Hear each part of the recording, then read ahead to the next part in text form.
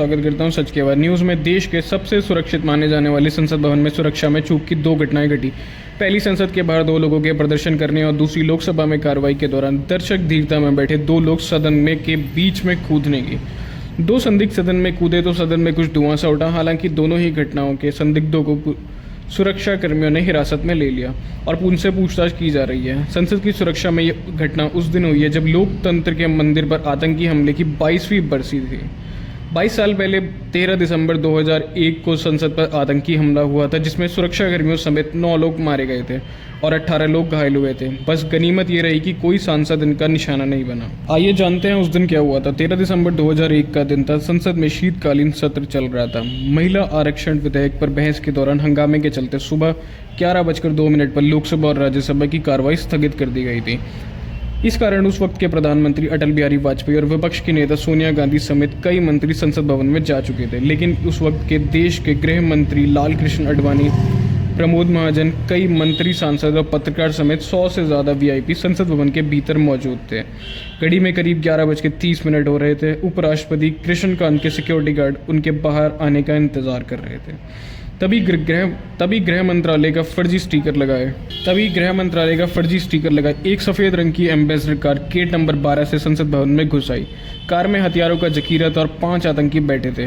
Car gate number 12 पर मौजूद सुरक्षा कर्मियों को चकमा देने में सफल हो गई। कार आगे बढ़ी तो अचानक सुरक्षा कर्मियों को कुछ अजीब लगा तो वह उस एम्बेसडर कार के पीछे दौड़े।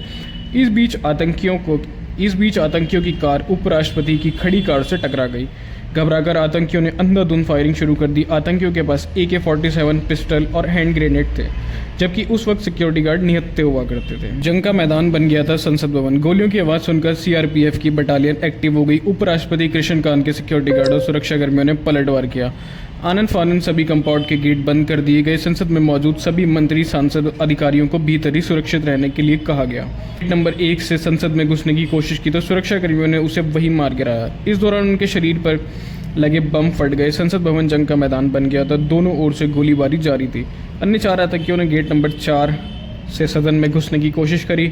इनमें से 3 को सुरक्षाकर्मियों ने मार गिराया। आखिरी आतंकी गेट नंबर 5 की ओर भागा, लेकिन वो भी सुरक्षाकर्मियों की गोली का शिकार हो गया। जवानों और आतंकवादियों के बीच सुबह 11:30 बजे शुरू हुई मुठभेड़ शाम 4 बजे तक चली। मास्टरमाइंड को फांसी पर लटकाया। संसद हमले में मारे गए 5 आतंकियों की पहचान हमजा हैदर उर्फ तुफैल, राणा, रणविजय और मोहम्मद के तौर पर हुई।